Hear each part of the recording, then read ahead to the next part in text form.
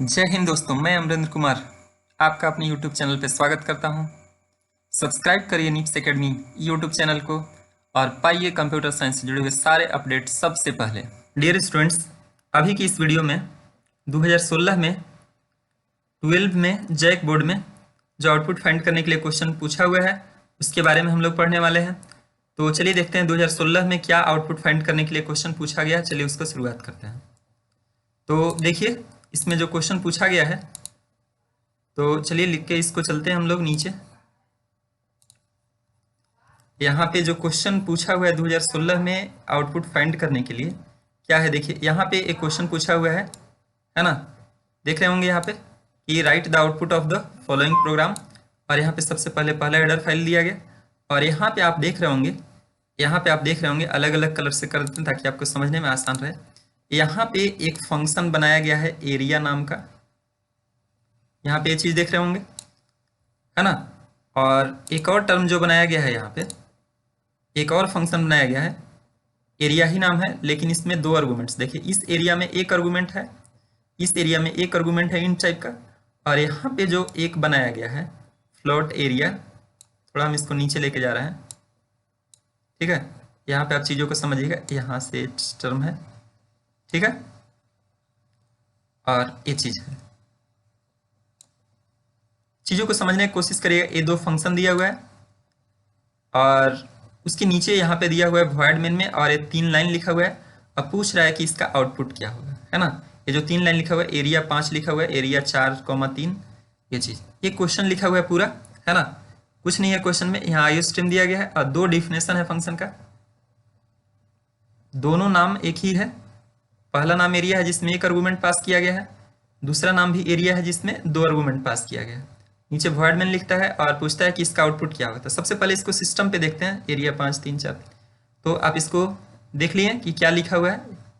यही सेम चीज को हम लोग यहाँ पे C++ में यहाँ पे कॉपी करके उसको यहाँ पे लाते हैं। देखिए वही चीज है, नाम area int S into S मिला लीजिएगा आप, है ना। बी और एच, यही सेम चीज यहाँ पे कॉपी करके यहाँ पे पेस्ट किए। 3 लाइन का था तो पहले 2 लाइन समझेंगे, उसके बाद हम लोग तीसरे लाइन के बारे में डिस्कशन करेंगे, है ना। तो पहले 2 लाइन अच्छे से क्लियर कर लेते हैं, उसके बाद तीसरा लाइन वाले पे आते हैं। क्योंकि हल्का सा मिस्टेक था जब जैक बोर्ड क्वेश्चन छापा था, तो हल्का सा ही तीसरा वाला लाइन में एक मिस्टेक था, मिसप्रिंट था। इसके चलते पहले 2 लाइन का हम लोग देख लेते हैं। इसको जब हम लोग रन कराते हैं तो देखिए क्या आउटपुट आता है इसका। जैसे ही हम लोग अगर इसको रन करवाते हैं तो देखिए जो आउटपुट आया वो क्या आया। तो देखिए पहला बार में क्या आया, 25 आया। पहला सी आउट के लिए क्या आया, 25 आया। उसके बाद आया 6, और उसके बाद तीसरे लाइन में क्या आता है उसको समझाएंगे, समझिएगा। पहला इसके लिए क्या आया, पहला वाला लाइन के लिए 25 आया, और इसके लिए क्या आया हम लोग का 6 आया, देख रहे होंगे ना। पहले 25, फिर दूसरा सी आउट के लिए 6, और फिर तीसरा वाला लाइन के लिए क्या आएगा उसके लिए हम लोग डिस्कशन करेंगे। तीसरा वाला जो लाइन के लिए हल्का सा क्या माइनर मिस्टेक है वो हम आपको बताएंगे, और हम बोल ही दे रहे हैं क्या हल्का सा माइनर मिस्टेक है। देखिए इस क्वेश्चन में क्या हो रहा है कि जब हम लोग यहाँ पे वैल्यू दे रहे हैं तो डायरेक्ट यहाँ पे वैल्यू रखा हुआ है, यहाँ पे भी फंक्शन का कॉलिंग कर रहा है तो डायरेक्ट, जैसे यहाँ एरिया कॉलिंग कर रहा था डायरेक्ट 5 लिखा हुआ है, डायरेक्ट 4, 3 एरिया डायरेक्ट यहाँ पे। तो ये जो एरिया का कॉलिंग हो रहा है तो इसमें यहाँ बी नहीं हो सकता है, बी नहीं यहाँ पे होना होगा तो क्या हो सकता है, बी तो नहीं हो सकता है, यहाँ पे 6 हो सकता है। और 6 टाइप का लिखने की कोशिश किया होगा, मतलब यहाँ पे 6 मान के करिएगा तो सोल्व हो जाएगा, है ना, क्योंकि डायरेक्ट आपको वैल्यू देना है। और अगर बाय द वे देखिए अगर 6 मान के सोल्व करते हैं तो कुछ आंसर आ जाएगा, और यहाँ अगर 6 नहीं मानते, अगर आप यहाँ पे बी का अगर जिक्र करते हैं तो आपको यहाँ बी लेके कुछ ना कुछ वैल्यू देना होगा। इस तरीके से यहाँ बी ले करके आपको कुछ ना कुछ यहाँ वैल्यू देना होगा, जो भी आप वैल्यू दें बी का कुछ ना कुछ मान रखना होगा, 6 रखे चाहे 16 रखे चाहे कुछ भी रखें, ताकि जब यहाँ बी लिखें तो बी वाला कुछ ना कुछ वैल्यू यहाँ पे पहुंचना चाहिए। बस यही मिस्टेक था। तो हम लोग मान लो हम लोग अगर यहाँ बी लिखाएगा, ध्यान देना, अगर यहाँ बी लिखेगा तो बी का ऊपर जिक्र होना चाहिए, ठीक है। अगर बी को सही माना जाएगा कि बी लिखने का कोशिश कर रहा था, तो अगर बी लिखने का कोशिश कर रहा था तो बी का कुछ वैल्यू देना पड़ेगा। और अगर वैल्यू नहीं दे रहा है तो फिर हम इसको मान के चलेंगे कि ये 6 लिखने की कोशिश कर रहा है ना, तभी हो जाएगा और हम लोग का काम हो पाएगा, ठीक है। तो चलिए इसको हम लोग दिखाते हैं कि क्या इसका आउटपुट आता है, चलिए इसको हम लोग रन करा के तीनों लाइन का देखते हैं। हम लोग पहले से जो आउटपुट आया हुआ उसको हम डिलीट कर लेते हैं। तो चलिए देखते हैं कि पहला लाइन में तो जान ही रहे 25 यहाँ जान ही रहे, लेकिन ये 6 उठ के जाएगा तो कैसे कैसे होगा, इसको हम लोग समझने की कोशिश करेंगे। बता दिए क्या मिस्टेक था। जैसे हम उसको वहाँ पे रन कराएं तो देखिए इस बार क्या आया, 25 और 6 तो आ ही रहा था, उसके नीचे क्या आ गया 27 आ गया। तो ये कैसे आया 25, कैसे आया 6, कैसे आया 27, इसको जानने का कोशिश करेंगे हम लोग, है ना। तीसरा वाला लाइन में समझ जाइए, यहाँ बी नहीं हो सकता, क्वेश्चन में आपका बी लिख दिया था, मिस्टेक से वो 6 लिखने का कोशिश कर, अगर बी लिखेगा तो बी का मान दिया हुआ रहेगा, क्योंकि डायरेक्ट जब भी कॉलिंग करते हैं तो बीच में या तो डायरेक्ट वैल्यू दीजिए या तो फिर उसका जो वेरिएबल लिखना है तो वेरिएबल का जिक्र होना चाहिए। ठीक है, तो उम्मीद है चीज़ आपको समझ में आया होगा कैसे। तो मेन हम लोग समझने की कोशिश करते हैं कि आखिर कैसे 25, 6 और ये 27 आया। तो चलिए समझते हैं। अब हम लोग वहाँ पे आते हैं अपने यहाँ टैब में। तो यहाँ पे हम लोग समझने की कोशिश करेंगे कि ये क्या हो रहा होगा, कैसे हो रहा होगा, जानने का कोशिश करें। तो सबसे पहले देखिए यहाँ पे वर्ड मेन से काम शुरू होगा, भले ऊपर में डिफिनेशन दे दिया गया है।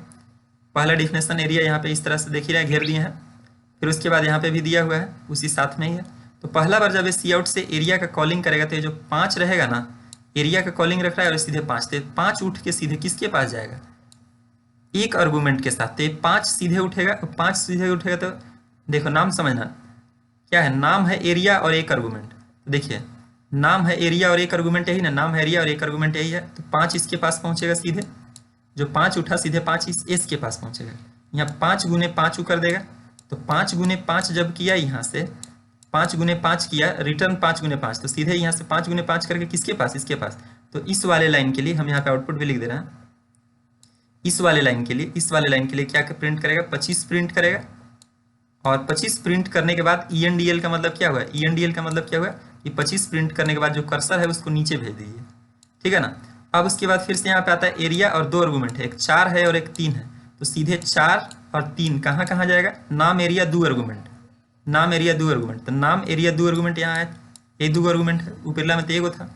तो इसके पास कितना पहुँच जाएगा, देख रहे ना, एगो 4 उठ के आ रहा है, एगो 3, पहले 4 फिर 3। तो 4 इसके पास पहुँचेगा 4 और इसके पास पहुँचेगा एच वाले के पास 3। तो जैसे ही ए कॉलिंग अगर हो रहा है, ए वाला लाइन पे बात कर रहे हैं हम लोग, तो जैसे ही कॉलिंग हुआ फंक्शन का तो 4 और 3 यहाँ पहुँचा सीधे। तो जब नीचे आया तो क्या किया, यहाँ पे वही 4 और गुना, समझ रहे हो ना, 3 और यहाँ पे 0.5। तो आप जब इसको भरपूर मल्टीप्लाई करिएगा, समझ रहे बात को, भरपूर मल्टीप्लाई करिएगा क्या से, 0.5 इंटू बी, समझ रहे हो, इंटू एच, यानी कि 0.5 मैंने 1/2 भी आप इसको कह सकते हैं, 4 गुना 3। तो इसको जब गुना करेगा 4 3 12, 12 का 0.5 तो 6 हो जाएगा। तो यहाँ से जो 6 रिटर्निंग मिलेगा सीधे इस वाले लाइन के लिए क्या प्रिंट करेगा, 6। तो 6 प्रिंट करेगा, समझिएगा 6 क्या हो गया, 6 प्रिंट किया हम लोग का। और इस वाले ENDL से वो क्या करेगा, 6 प्रिंट करने के बाद ENDL से वो नीचे भेज देगा। अब आता है इसका बारी। अब इसके बारे में देखिए यहाँ पे क्या कर रहा है, देखिए ये तो हो गया, देखिए बड़ा ब्रैकेट, लेकिन बड़ा वाला ब्रैकेट के अंदर आप देख रहे होंगे कि बड़ा वाला ब्रैकेट के अंदर वो क्या किया है कि एक और फंक्शन का उसके अंदर एक छोटा सा एरिया कॉलिंग किया है। तो कैसे होगा, यहाँ तो साफ दिख रहा है कि यहाँ पे बी नहीं हो सकता, अगर बी रहेगा तो बी का वैल्यू, तो हम लोग इसको क्या मान के सोल्व करेंगे, तो वैल्यू मान के सोल्व करेंगे। तो देखिए यहाँ पे अगर मान लो इसको अगर 6 मान लिया जाता है, इसको क्या मान लिया जाता है, 6 मान लिया जाता है, मानना ही पड़ेगा तो ही सोल्व कर पाएगा, नहीं तो नहीं हो पाएगा। पहले इसको बताते हैं, मान लो कि ये आधा पार्ट अगर यहाँ से उठ के जा रहा है कि एक बड़ा डब्बा के अंदर छोटा डब्बा, तो पहले तो इसका कॉलिंग हुआ एरिया और 3, तो सीधे ही उठेगा, 3 किसके पास जाएगा, एरिया और एक आर्गूमेंट। तो एरिया और एक आर्गूमेंट यही है, तो 3 इसके पास पहुंचेगा, 3 यहाँ, तो 3 गुने 3 करेगा, यहाँ पे 3 गुने 3 किया तो 3 तिहाई कितना हो जाएगा 9। तो सीधे उठ के मेरे पास यहाँ पे क्या आ गया, हम लोग को यहाँ पे तो पहुँच गया 9, है ना, यहाँ पे पहुँच गया इस वाले के लिए 9। तो यहाँ पे इसके लिए कितना मान के चलिएगा, बी है तो बी का मान रहना चाहिए, और नहीं है तो फिर हम इसको क्या मान के चल रहे हैं, मान लो 6 मान के सोल्व कर रहे हैं। तो अगर 6 मान के अगर हम सोल्व कर रहे हैं तो सीधे अब बड़ा वाला डब्बा कॉलिंग कर रहा है, तो यहाँ 6 और यहाँ 9, तो ई किसको लेके जाएगा, तो ई लेके जाएगा इसके पास, समझ रहे ना, ये वाला बड़ा वाला डब्बा, पहला 6 और दूसरे का 9, इसके लिए 9 रिटर्निंग मिला है। तो 6 अगर हम इसके पास भेज दे रहे हैं और 9 इसके पास भेज दे रहे हैं, नीचे आ रहा है हम लोग का, देख रहे हो ना, with argument with return type से कुछ नहीं है। तो अगर हम लोग यहाँ पे अगर बात करें कि क्या क्या होगा और कैसे कैसे होगा, तो यहाँ पे समझिएगा तो क्या हो रहा है, यहाँ पे वो क्या करेगा कि यहाँ पे हो गया मैं हम लोग का, देखिए शुरू वाला बी को मान लिया 6, है ना, और इसको मान लिया कितना 9, गुना का सिंबल बीच में है, और 0.5 से गुना करने के लिए कह रहा है, कितना से गुना करने के लिए कह रहा है 0.5 से। तो 6 9 54 और आधा कर देगा, तो सीधे यहाँ से रिटर्निंग कितना मिलेगा हम लोग का 27। तो ये चीज़ हम लोग का यहाँ पे कितना मिलेगा 27 छपेगा इस लाइन के लिए। तो वही हम लोग का आ गया कि भाई उसके नीचे हम लोग क्या आ जाएगा 27 आ जाएगा, और ENDL से वो कर्सर जो है ये इस वाले ENDL से मतलब इंड लाइन मैंने कर्सर को नीचे ले जाए। जो स्लैश एन काम करता था वही काम ENDL करता है ना, कि भाई छापना, छापने के बाद क्या करना, नीचे भेज देना, है ना, छाप लेना, छापने के बाद नीचे भेज देना। उम्मीद है चीज़ आपका आउटपुट समझ में आएगा। 25, 6, 27 कैसे आया था, हम लोग यहाँ पे देखे थे उसके आउटपुट को। देखिए थोड़ा जूम कर दे रहे हैं फिर से ताकि आपको फिर से याद आ जाए, वही 25, 6, 27 कैसे आया था।